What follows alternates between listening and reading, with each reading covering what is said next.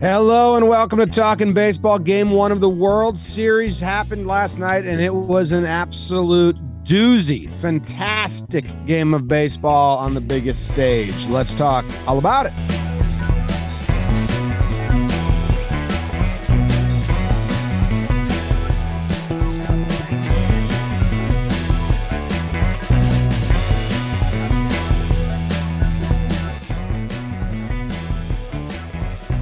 Hello and welcome to Talkin Baseball, brought to you by SeatGeek. My name is Jimmy, and in the studio we have Jake, Trevor, and BBD's there, but just ran away to go let Peter Moylan in the building.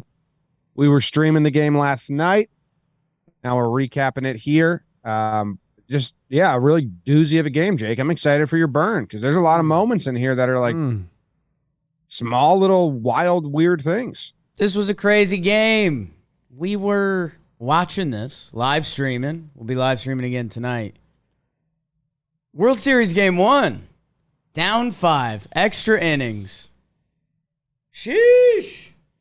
It was everything you could hope for in a Game 1. I mean, we had all the storylines. Good defense, bad defense, timely hitting, homers, Kyle Tucker, Abraham Lincoln doing it, and my guy, JT Realmuto, hot boy with the freaking flavor saver. I hope that's in your burn today. I hope it is. Could be a long series. Okay. Are we ready for that? Oh, we're not because we don't have the music because Bieber's is gone. Oh, waiting for Bieber's to get back? All right. Went to get Moylan.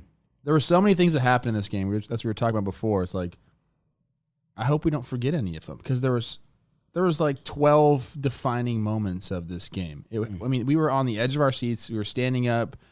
I was nervous. Like, I was legitimately nervous for both sides in that game. There were some pressure-packed moments, man. Like Bohm playing great defense at third base, like making some incredible plays. Sheesh. That's the first time I've ever said that. Feels good. No, I don't like it. Yeah. I don't like it at all. Feels good. There's going to be moments we forget. I mean, I started making a little breakdown of the end of it and editing it together. And just in the last 8 outs, it's like every out was like, I was like, oh my God, that's kind of a thing. It's like, oh yeah, that's a thing, so it's crazy. Like that, the bottom of the 9th inning is a ball drops in, a stolen base replay that's impossible, like crazy to tell. Then Castellanos makes the catch. It's like, oh, that was just 2 outs. That was wild on the box score. Altuve not hustling out of the box, only gets to first base, and we knew he was trying to steal. And has anyone gotten the pop time yet on JT? Peter had it live. Peter had it live on the 1.7. Yeah, okay, that makes sense. 1.7. He's seen a lot of ball. They don't even have a clock in Australia. He knows ball. I think we're ready, Beavers. Let's burn it. Burn this baby down.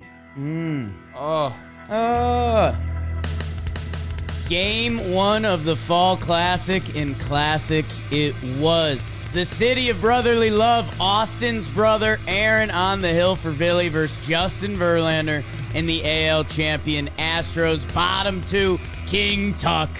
Kyle goes big fly to kick off the scoring, 1-0. Make it 2 after Martin Maldonado gets the RBI single. Bottom 3, and Kyle tells Nola to go tuck himself. Aaron gives up 5 runs in 4.1. All to Tucker, 5-0. Whoop, whoop. Houston. Would the Phillies offense have the answer? Castellanos RBI single. Are we having a Bowman? Alec with the 2 RBI double, 3-5. And then JT gets real Muto when he says, tie me up, daddy. 5-5 after 5. It would stay that way until the 10th. Free baseball, Castellanos catch. Boom play, but it was one more JT swing that made it a special night in Philly. Oppo Taco homer in the 10th. D-Rob Houdini holds on, and the Phillies take Game 1 in Houston, 6-5 final. Good stuff, Jake. Good stuff. Was that burn brought to us by anyone? That burn was brought to you by Roman. You got it. You got Yeah. it. Yeah, I mean, we saw a lot of high testosterone stuff going on the field last night. Yes. And Roman, they have their T support. If you don't have the confidence, if you know you have this going on, testosterone is so important to men's fitness and health. Sex drive, Trev. Got it in spades. Muscle. Yep. Bone mass. Of course. Thought we already just talked about that. If this is something you're dealing with, low testosterone, why would you not get in touch with Roman, the people who are focused on this and their Roman T support? Go to getroman.com/talking today. If approved, you'll get $15 off your first order of Roman T support. It's getroman.com/talking. I like that. Bone support. Bone support. If I would have had that, then maybe I wouldn't have broke my forearm. Maybe. AJ Pollock. How do you guys want to go through this game? I mean, I got like some talking points I want to hit. Jake just recapped it for us. Do you want to stay pitching, starting pitching, bullpen decisions? What do you want, Trev? I think we start with the starters because this was a matchup of two guys who, we thought were going to take advantage of the 5-day layoff and put up some zeros. And it didn't happen that way. And for Nola, is really just one guy. Tucker with the good swing. I think he hit a changeup out first. Then he hit the heater out, 89 and 95. But he was missing over the middle of the plate. Both guys were. I think you probably have some stats on Verlander and the swings and misses on his breaking stuff. But we noticed the Phillies kind of like putting the barrel of the bat on the ball. They were fouling pitches off. They weren't necessarily barreling them up, but they weren't being fooled. They weren't fooled by Verlander stuff at all, and it just ended up catching up to him. And then there was a moment, James, and I don't know how you feel about this. It was the top of the fifth when he goes back out. And this has been like a common theme in the playoffs. Nobody was up in the bullpen in enough time. Like he struggled through the fourth a little bit there. He starts off the fifth, puts some runners on. Like somebody has to be up. And there wasn't anybody up in time. Rio Muto ends up getting him off the wall, ties the game up. And I think if you could look to one moment where a manager kind of zooed the pitching decision a little bit, it might have been that. Like other than that, I thought they handled the game really well. Topper did a really good job navigating that bullpen. But I think right there, you just have to, when you see Verlander struggling like that, and if someone's on base right away, like you have to get someone up and someone up quick. It didn't happen last night. Yeah, I mean, at that point, I saw a lot of reporters and people on Twitter saying, why bring him even back out? Like he's clearly struggling. They just got to him. You have a deep bullpen that hasn't really pitched this much this postseason because you've swept the two series you're in, and you have a game after this and then an off day to go on the road. So I was surprised. I wasn't surprised they brought Verlander out. I was surprised they had no one warming, and it wasn't like as soon as Marsh gets on, okay, dude, let's just let the other guys take over this and get out of this. But they kept going. And I don't know, but we love like when they put trust in their guys, but it just didn't seem like it seemed like he was grinding. Like he goes through the first 9, I think 1, 2, 3, 1, 2, 3, 1, 2, 3, or maybe there's a double play or something, but I think he didn't allow a base runner the first time through the order. But to me, and I was saying on the stream, I was like, he doesn't have a swing and miss yet. They fouled off 30% of his pitches. They had 27 foul balls. And if he was throwing a breaking ball or a fastball top of the zone, the Phillies bats, and credit to them for being home run or bust, they were just playing spoiler all night. Like they had some long at bats. I think it's funny, Nola, they get to Nola. Tucker gets to Nola. I mean, 2-homer game, like unreal, right? The fifth guy you mentioned in that Astros lineup. And Tucker has his special day that Nola, we're debating in the live stream lounge. Do you pull him? Do you let him go? Is it, do you go bullpen by committee and find out what you got going on? Do we get our guy Gibby in there? I know you were texting with him, Trev. And do you see if Gibby's got something for you this series? They let Nola ride, and more importantly to that, they let him ride because the Phillies started getting to Verlander. And then I think the funny part there, giving him that leash and then seeing how short they were with some of their good relievers. I mean, Montero threw an inning, 8 pitches. Neris only came in for 1 batter. He threw 5 pitches. that the whole game, when Nola was getting hit, we started getting worried about the Phillies and how many outs they were going to be able to get from Alvarado, Eflin, Ranger Suarez. What a big cojones performance by him. Sir Anthony and D-Rob at the end. That the Astros actually end up being the ones that came up putting Luis Garcia in extra innings, which, don't get me wrong, the kid's a stud, but traditionally a starting pitcher, hasn't pitched in a while. The one pitch to Real Muto ends up being the difference when everyone else did their job. That, yeah, if you take Verlander out earlier and you go to Abreu or Neris or whoever it is, you can't let the Phillies catch up to 5. We all said, like, the Phillies need to get their 5 off of Verlander. And they ended up doing it, and then they got shut out until the 10th inning. So, yeah, man, that was what a good game, man. I mean, I don't mind having Garcia in there at all at that point. I know you have other options. They brought in Stanek. He gets a strikeout. But Garcia's been great all year. He's looked good in the playoffs. Like, I don't mind that. JT just put a really good swing on that 3-2 pitch. But, yeah, like, Topper had his work cut out for him. We kind of know, like, okay, the guys that he trusts in that bullpen. It's obviously Alvarado. He brought him in a huge lane. He comes in with 1 out in the 4th, right? Or 1 out in the 5th. Gets Alvarez, gets Bregman there.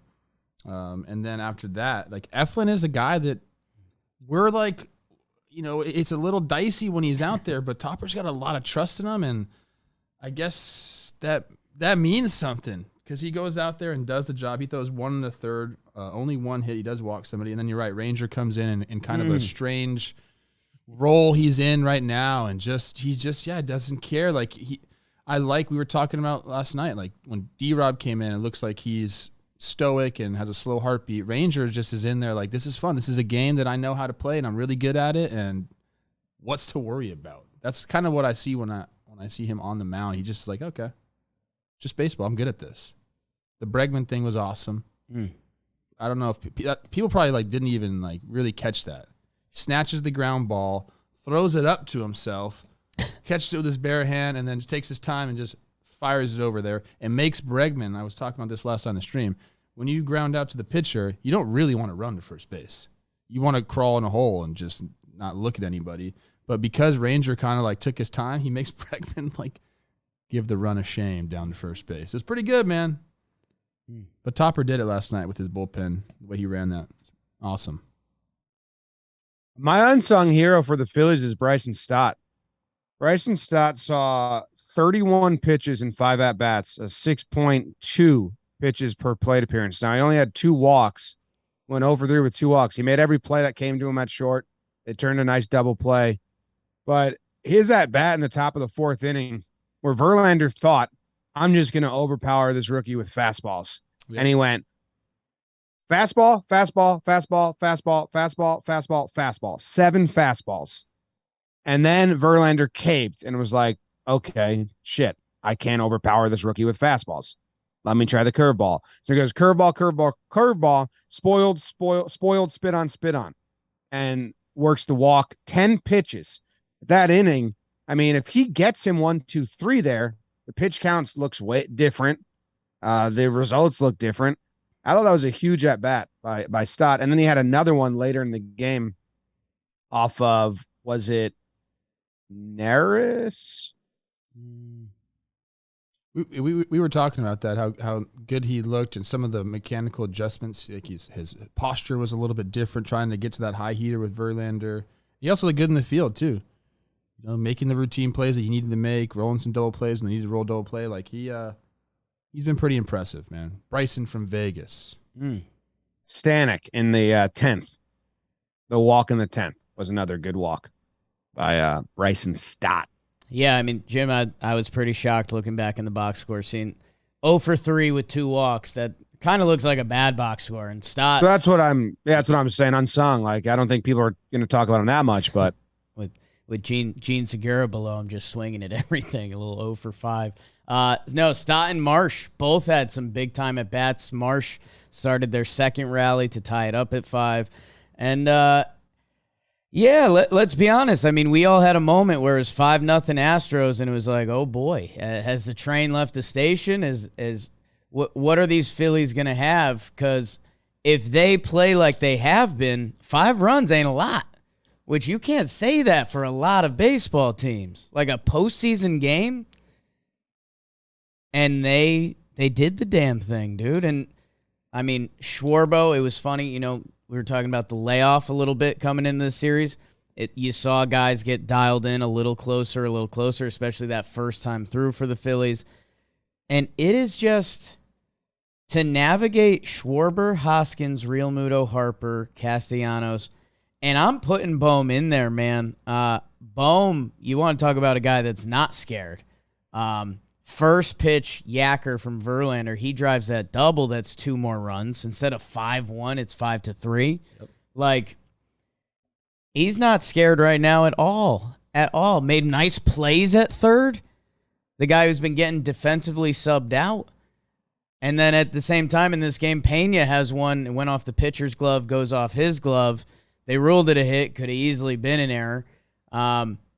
But, yeah, that's when one game playoffs and all the analytics people talk about whether it's luck or small sample size or whatever it is. End of the day, you got to make plays. And Bohm made a couple big ones. And that meat of the Phillies lineup, it continues to be everyone's problem this October. We were on stream, and Peter Moylan was calling for them to throw this game. And he said, just let's call it. Let's save our good bullpen. Call it a wash, 5-0, it's over. But we've seen 5-run innings in this postseason throughout. Didn't happen all in one here, but to answer like that quickly, because it wasn't like, hey, we scored 5 runs in the 7th. It was like, as soon as you guys are up, we're answering back. And that's the way you get back in the game, and you can actually feel like you're back in the game. Like, if you have to wait and you're putting some desperation runs late, it doesn't feel the same. But if you put them up right away in the 3rd and the 4th, it makes a big difference, man. And what a game, dude. There's just so many things we're forgetting about, like Maldonado, when his knock, when Chas McCormick ends up taking off. We were asking, is he going to steal? And I didn't think he was going to. 2 strikes goes, he steals. Maldonado shoots the ball right in second base. They go up 2-0. Like, it felt like real baseball last night, man. Like, a little bit of everything. Yeah, the Phillies didn't have a home run until the 6th run. You know, it was 5-5, and the Astros did it on the home run. And the Phillies, who were supposed to only be able to do it on the home run, did it by fouling off pitches, did it by Castellanos completely selling out and just poking that curveball to get on base, which then leads to Baum come up, who'd been swinging at everything. He had seen 5 pitches, 5 swings at that point against Verlander, and it was fastball, curveball, slider, curveball, swung at all of them, and he gets the double. So the Phillies, you know, I don't know if it's a fully changed approach or just obviously they hit homers. That's what they do, but they got those 5 runs by getting on base and keeping it going, passing the baton any way possible. Like, Castellanos also a little unsung hero here. He just was going with that to get to that curveball to go with that hit after that at bat, being down 0-2, and then it's curveball out of the zone, and he'd be like, whatever, I'll get on. And then making the catch, which is a big moment in right field, with the Jeremy Pena catch where he goes turtle back again. Yep. Like, you know, it's kind of the Phillies. They all played their part, where the Astros, it was the Kyle Tucker game. There was some artistry in the small moments, man. Moment that'll get overlooked. In that 4th inning where the Phillies punch back for the first time, line drive from Realmuto in Verlander's glove, squeezes out. And so they get 1 out, but could that have been a double play? There would have been 3 outs in the inning. It would have been double play. Reese was so far off the base. He even said after the game, he's like, yeah, I was done. I was toast, but Verlander, he zooed it. That the inning. Well, you know what, Trev? Text Reeser right now and say, credit to you for being so far off the base. You got Verlander's eyes hungry, and he dropped the ball. Because he did. He still could have got him at second base, too. Verlander was so excited to turn that double play, and he forgot to catch the ball fully at first. Where we saw Gene Segura do that last series, and this series, he gets the inning or a double play attempt. They don't turn the double play because you credit him, Trev, and like secure that out at second. And he did, and he took a little more time to gather and make sure he really had the ball in his glove before turning it. That was the ground ball to Bohm when he took the extra step, set his feet to throw to him. Yeah, that was Phillies D, man. We've been talking about it. Him, Castellanos, and Bohm, two guys that I probably was worried about at the beginning of the playoffs. I think I even said those two guys' names. Bohm looked incredible at third base. He made some really nice plays there. We talked about the bounce pass to get Maldonado as well. And then yes, Castellanos on that little blooper that he caught.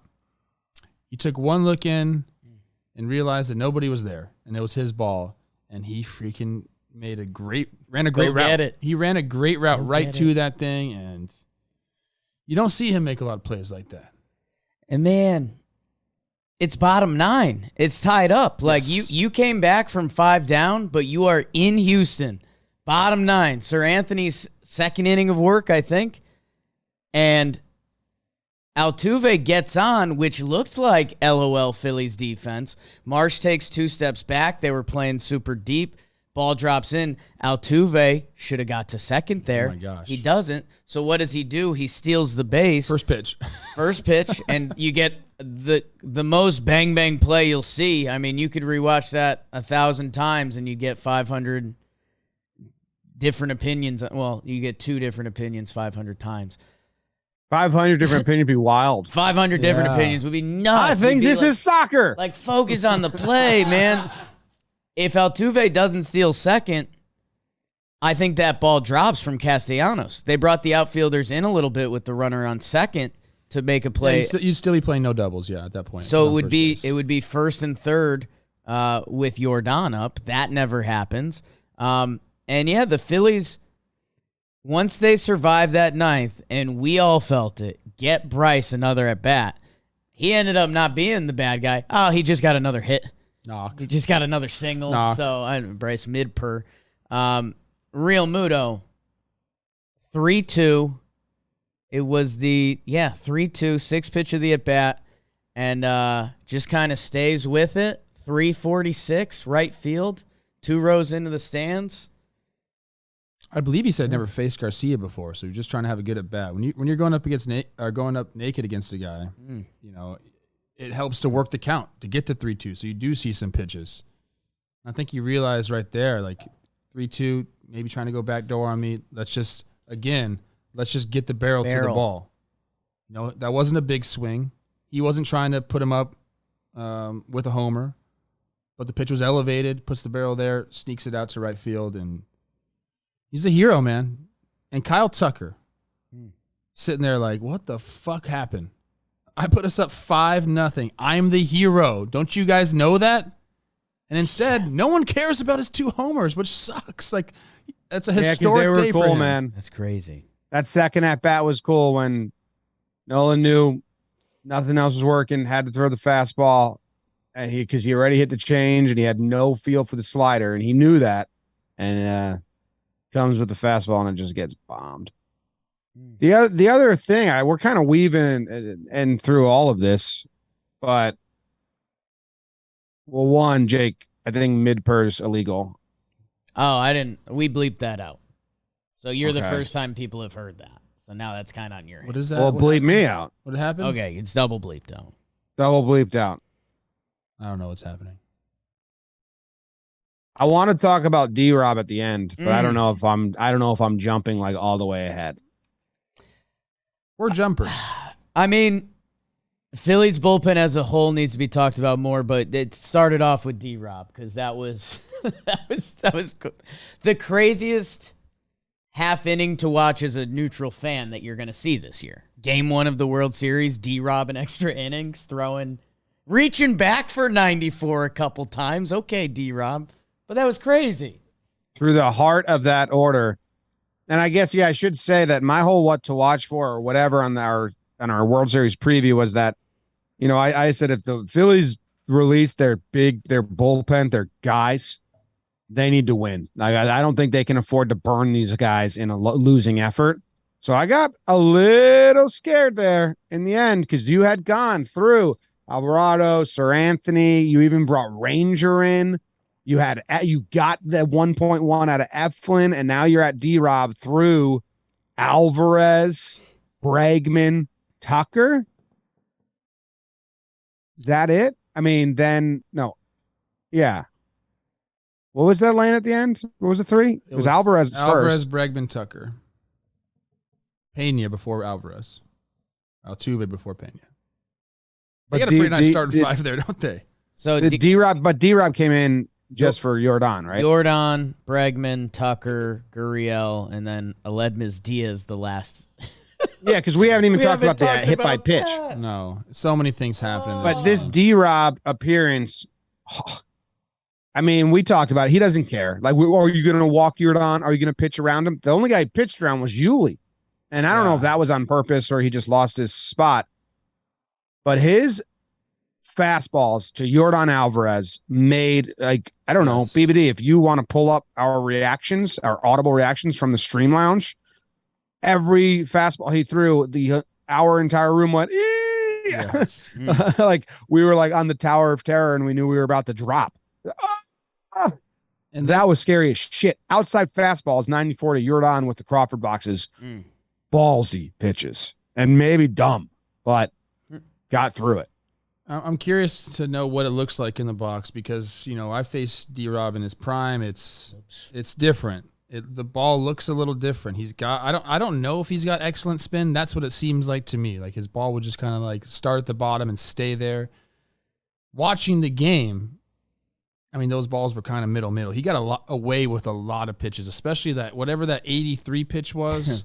I think it was like a slurve. The spinner thing. He got away with a few of those. And then when he needed to make a pitch on both Alvarez and Tucker, he found something. We talked about conviction or whatever the hell these pitchers talk about. Just throw the fucking ball. He found it, and he got nasty with these dudes. He just buried them in the dirt. Strike three. Jordan and Tucker, two of the best left-handed hitters in the game. D-Rob does not care. I actually want to go look at his splits because he did feel way more comfortable with his approach to Jordan and Tucker, lefties, than the righties. And I'm interested to see if there's any realness to that or just kind of a feel of the day, because those are the two scarier hitters. But it felt like he knew his plan better against them. We have a pitcher in the building. I'm going to ask you a question right now. It seemed to me like his arm slot, like when he had a righty up there, he was losing balls arm side. And I think he was like worried about that. When you have the lefty and you have that clear lane on your arm side, you can finish a little bit better. Does that make any sense? He says maybe. Peter, a little better versus lefties this year. In every slash line, especially slugging, a 550 OPS to lefties, and very similar plate appearances, and a 629 OPS against righties. So maybe he is a little more comfortable versus lefties. I'm going to go look at what he throws to each side. And we teased it a little bit, but okay. Bottom 10 in Houston. Bregman, double off the wall. I mean, yep. Gave it a little bit of a scare. He strikes out Tucker, which some sicko stuff. I won't say intentional walk to Gurriel. He made it looked very clear he wasn't giving Gurriel something to handle, which is tricky with Gurriel because he can handle he had good numbers. Second strike They zone, showed his basically. numbers. He was like 3 for 5. 3 for 5, yeah. So he pitches around him, and part of the reason he does that is, I don't want to say the current hole on this Astros team, but their DH spot. Trey Mancini's in a funk right now. He's over for the playoffs. Aledmys Diaz, pinch hits for him just because Mancini's at-bats have been tough. The 2-0 pitch, he kind of gives a little lean, and you're like, whoa, is he being the ultimate teammate? Is he going to get Chaz McCormick to the plate to open up his barbecue place if he hits a walk-off homer? Aledmys Diaz, the third pitch, he leans in. Yes. And all of us saw it, and the ump called it. Credit to Blue. I mean, we talk about it's World Series for everyone. You're an umpire to say on the fly that a guy's leaning into one. That takes something. I mean, it was the right call and he made it. So I don't want to give him too much credit. But did you hear the Spanish broadcast of it? So they have like the audio high up. They say que asco. I don't know if you can hear that, but then you can hear the stay here, you fucking lean right into it. Oh, wow. You know, on the 1-0 pitch. That's what James Hoyer, the says. On the 1-0 pitch, he kind of gave the same thing. He kind of like put his shoulder in, ball 2, and then 2-0 pitch, another backup off-speed pitch. And it was just clear as day. I think the 1-0 pitch got it in Hoy's mind, and then the 2-0 pitch when he did it, he's like, dude, this is ridiculous. Got it in everyone's mind. I think if you look at our live reaction, we're like, dude, take it. Yeah. Get hit. And then he has the same thought, and then he's a little. But it's interesting to me. Okay, let's really think about this a bit. We mentioned that seems to be the Astros' hole. Is the bench isn't great for the Astros. It's not. You're sending up Aledmus Diaz with runners on second and third because there was a spiked curveball. Yeah. You have a chance for a game-winning hit, and in his mind, he'd rather pass the baton and take. He doesn't mean anything. If he gets to first base, that doesn't mean anything. He might as well not even run the bases. Like he'd rather walk than be up there trying to be a hero, and I don't want that out of a guy that I'm pinch hitting with in a World Series game. Then he goes up 3-0. And he's like, this is my only chance to get a heater. Takes a wild swing on a freaking bender. And then 3-1, ass out, ground ball to third base. Defense replacement, Edmundo Sosa comes in. That's scary. First ball. Yeah. Have a throw, kid. Boom, nails it. But that a bat by Diaz does not inspire any confidence in me. If I'm Dusty Baker, I'm like, you're probably not going to hit again in this World Series. I would have short-armed the shit out of that. He had some time, too. So I tweeted this, and I said it, but all right, you lean into the pitch, whatever. This is irrational of me. To do it with a pad on your elbow pisses me off so much. Now, if he does that and he doesn't have protection, and I know that it's gonna sting and hurt, and that's a tough place, right on the elbow, to take a ball at 80 whatever miles per hour. I'm still like, good call, Blue, but all right, yes, you tried and you got hurt for it. For it not to hurt him, to have a pad, yeah, it's soft as shit. That's what you get that pad, you feel invincible up there. I've made this point. I don't think you should be able to wear a pad on your elbow unless that's your throwing arm. How about that? I'm for it. That'll never fly because we want to keep everyone safe. But that's in my mind. Are you turning on hitters? You're a little. I think Trev might be pro injury. I'm not pro injury. Pro injury. I'm just saying, as a ball player, Jake, you know, when you see a guy with all that stuff on, like you're kind of a little soft. Yeah. Unless you got hit there, you might have gotten hit. Then you want to protect it from getting hit again. Sure. Say that to Barry Bonds' face. I would. There's a lot of things about Barry Bonds' arm piece that people talk about. Google that. What else do they talk about? That's something I have to Google. We need to make a fake political ad that's Trevor Plouffe campaigning for like pitchers, like hitters wearing arm gear. Looks like I hate everyone. I'm turning into the guys that I hate. Wow, you want to dive My into day, that? I never would have worn that. Brian Dozier would have hit 3 homers last night. Brian Dozier loves high fastballs. He probably has great stats against Verlander, if I had to guess. BBD's on it. BBD's on it. Peter Moylan, why have we mentioned Brian Dozier's name so much today? What else do we need from this game? Because we still gotta tee off what we're seeing tonight a little bit. I guess we talked a lot about the Phillies side. On the Astros side, I mean, you get up 5-0, you get shut down by the bullpen. That's not a great feeling. But I think you just shake this one off, and it's tough. It's a tough loss, but Verlander ate it after the game, right? Because I mean, now 0-6 in the World Series and gave up a 5-0 lead, and I mean, I didn't hear the presser, but I saw the quotes that he was. Clayton Kershaw would be getting absolutely killed for this start. Brian Dozier is 6 for 31 off for not great. Not great. 4 I didn't walks, see the 1 quote. double. I didn't see the quotes, Jake. Do you have them? Disappointing. My team gave me a 5-run lead and I wasn't able to hold it. I feel really confident that 99% of the time that I'm able to hold that lead. Unfortunately, I wasn't today. I need to do better. No excuses. He gave that kind of presser. Oh, good for him.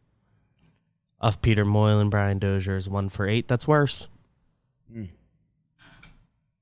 So I can't believe I'm watching the Diaz bat now.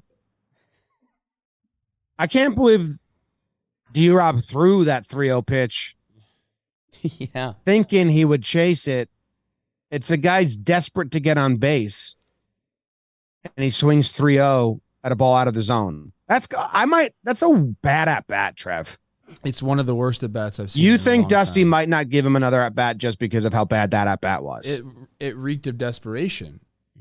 And I'm not saying that. I mean, look, he's a great ball player, or I don't know what to say about him. I'm not trying to bang this guy too much, but it was a bad at bat, dude, in a big time situation where you want your dude trying to hit a single, not trying to get on base where his run means absolutely nothing.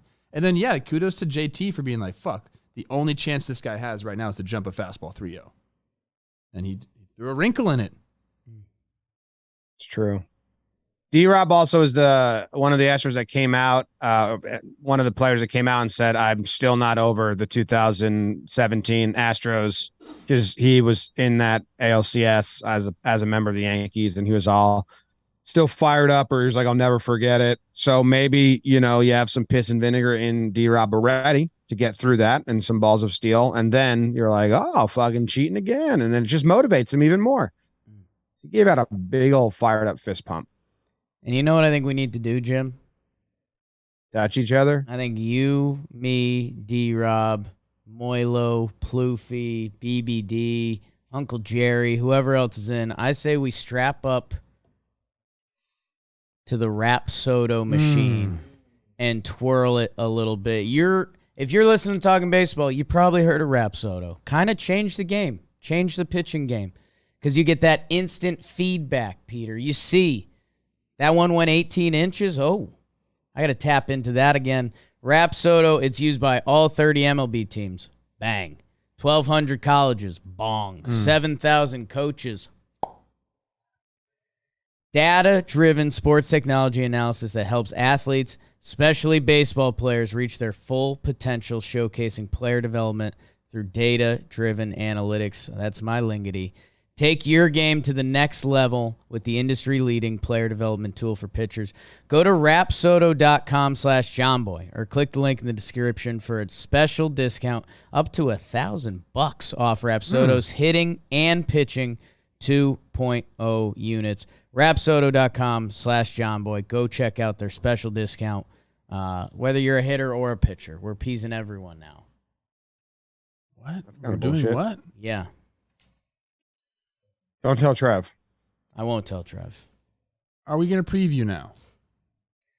What are we previewing? What can we preview? The pitching matchup? A little bit. Wheeler Framber. I almost called him Frambez. Frambaz. Which I don't hate. It's badass, dude. Yeah. Zach Wheeler, which our friend Peter, he'll jump on for a second here. You were saying this guy should have went game one. He very easily could have. A lot of things. There's some there's some stats on it. It's Zach Wheeler versus Framber Valdez. Hello, game two, and man, you start doing the dumb sports talk radio stuff. But if you're Houston, you got to win. Go 0-2 to this Philly team. Are you calling this a must-win game? To go down 0-2 to this Philly team with the juice they have. Halloween game in Philly is going to be a disaster. Yes. All hands on deck.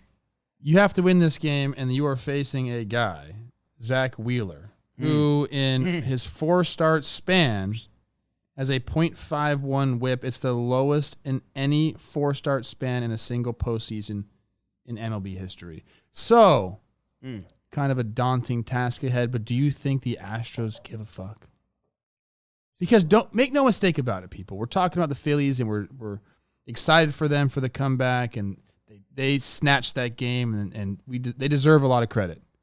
The Astros don't care that they lost game one. They're gonna come out. They're out for blood. This is not a team that's just gonna like, oh my gosh, we lost. We're done for the series. No chance. We've seen it too many times. They're too good. I love the stat for Wheeler, but that doesn't mean anything. This is a different team. I want to see the numbers of Phillies hitters versus curveballs this year. because they're going up against one of the best curveballs they're going to see if Framber's on, where he gets into that rhythm and you know it's coming, and he doesn't care that you know it's coming, and he's just throwing curveball. They looked good against off speed last night, right? Yeah, they did, but they looked comfy in spoiling the off speed. So we'll see. Pizza Moylan has replaced Jake in his chair. How am I looking? You look all right. Thank you. Can I You make a fill the comment? screen better than Jake. Can I make a comment about Wheeler real quick? Yes. He is DeGrom-like if he can get his location locked in early on. And if the Astros don't score in the first 4 or 5 innings, there's going to be some panic. I really do think so. I know Jake just said, I know you just said they're the Astros, but they're also human. Debatable. Yeah. Guys. Yeah, no, of course, anything can happen. And when you're facing a guy like Wheeler, I mean, it's very, very difficult. You pitchers win all the time. You're supposed to win more. And when you have a guy that has his stuff and you just mention location, if he's got both working, yeah, you tip your cap a lot of the times when you go up against him. Uptick in velo in the playoffs, like a couple miles an hour too, not just... What do you got on the... Because you're talking about velo, the third time through, like later in the game, his velo has dropped. Yes. He's been able to navigate that, but is that something you think with the extra rest that he's had is not going to be a problem, or do you think he'll still continue to have that drop because of just how late it is in the year? I do think that's why they gave him extra rest, is he's been dealing with third time through fatigue, and his numbers on the year, 5 days rest versus 4, are like a 3.3 ERA versus a 2.2. I don't know how much I even believe in that, but I do think because they had to pull him early, that's like, hey, let's get this guy extra rest. It's still, and the issue, it's he can still get 6 innings, 85 pitches in. That's who he is. But if the Astros can do a good enough job fighting off pitching like the Phillies did against them yesterday, then it could be that's their number one goal, is to get Wheeler out of the game, and then they're a really good chance, because back-to-back days with this bullpen, you like your chances. Everyone's available except for Ranger, I think. I would assume I don't think Ranger's going to throw again this game, or maybe they go for the jugular and say, fuck it, we'll just get up 2-0 and see, and we'll do the bullpen game 3, and Halloween bullpen game in Philly. I don't think Ranger pitches tonight. Yeah, but who else would be their guy? Like, can Eflin go back to back? I think you're going to ask more of Alvarado tonight, because he only threw how many pitches, BBD? 7 pitches. You can kind of empty the tank with him. You have the off day after that, so you can go a 25 to 30 pitch outing out of Alvarado tonight. Sir Anthony, you're going to ask a lot of him too. I could see both those guys being asked for with 4 to 5 outs. Sir Anthony apiece. with the lead in the 9th, maybe. And he's really shown like those are the two guys he trusts. And like D-Rob, I mean, we'll see what kind of role they put D-Rob in, because he wasn't really in the plan. I mean, extra innings, now he's in, but in a 9-inning game, he doesn't pitch. Well, it was tied. I mean, who's to say the Philly, if they were up by 1, D-Rob doesn't get the 9th, or Eflin's out early? I don't. I mean, if you read Topper's quotes about having D-Rob, he thinks very highly of him in those moments. Who's their long guy? Brogdon got Syndergaard. bulk innings. Syndergaard, they could dip into other. Yeah. Gibby hasn't even seen an inning in this entire postseason, has he? To my knowledge, he hasn't. And Philly fans. No, I think he did see 1 inning. I'm gonna share some Gibby texts at one point after the season, and they have. He did. Been, he saw 1.1 against the Phillies when they were down 3-7. Okay. The stuff he said, the stuff Gibby says about this team and the camaraderie they have and how close they are. Like, he doesn't talk about he doesn't gas anything up. Gibby's very much a straight shooter. They are playing so close. And they're so behind each other. And you can tell, like, with the at-bats that they're fucking taking, man. Like, it really, you can see in the way they're playing baseball right now. Are you buying in on that? Are you buying in on the whole chemistry thing? Because I'm a huge chemistry guy. I had to be. I've seen it, and I've seen it go well, and I've seen it go badly. So I am, and I watched the Bravos do this last year, man. It's a real thing. Yeah, if It is 100%. And winning, like getting to the World Series and having this much success as a team, like helps with the chemistry. And especially, they were down and out, and people were counting them out, and then they rallied together. That really helps create that chemistry. But yeah, like I think they are really adopting like next man up philosophy on the offensive side, where they're just working good at bats. Like we're not seeing massive kind of what we like to call like A swings. Like we're not seeing guys get off balance. We're seeing them work good at bats and just be professional hitters. They're going to pop some out of the park because that's who they are. But I think they're really approaching it professionally, and they have a really good plan up there. It's more than just we're the underdogs, we've got nothing to lose. It's they're actually believing themselves as well. I think it's fantastic. Well, they're fucking good. They're good. Yeah. No denying it, really. Can I ask you guys? I'm trying to look up. So according to this is stat that Fangraphs has called pitch value.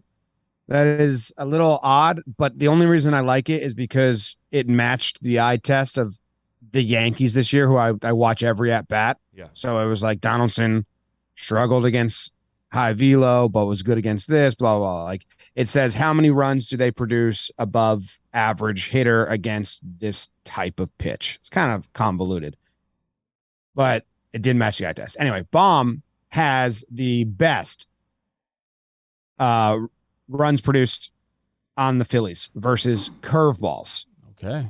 So that would be, and we saw him get a hit of a curveball yesterday, a double down the line, and have that approach where he's just going with the pitch. Framber's going to throw a lot of curveballs. So then I went a little deeper. I looked at him versus left-handed curveballs because it's a little much different of a path than righty curveballs. And to see the guys he's faced, lucky for him, he's faced Fried. He's got a pretty good lefty curveball. He doesn't have a hit off Fried, so that's good, but a lot of takes and non-swings. Power takes. Underrated power takes. Peter's big. Yeah, he never swung and missed at a Fried curveball. Actually, very rarely has swing and miss against left-handed curveballs. The other names here, you have Quintana, Blake Snell, Julio Urias, Baumgartner. So we've seen his fair share of good ones, and he's got, I guess, above league average. So I guess if we're doing what to watch for is Baum versus Framber's curveball, especially if he gets into a groove against the other guys. You just need someone to wrinkle that. Yeah. It's going to be a hell of a game. I can't wait to watch the game. I mean, if it's anything like last night, we're in for a treat. That was an amazing game. It was awesome. All right. Is Jake coming back or are we out? He's gone. Stuffed him in the closet. First of 12 bathroom trips today. Get this guy some clear eyes. My goodness. He looks great. Sorry, guys. Jake sucks. He's out till 4 a.m. in New York City. Take your job. You guys go out again? Peter did.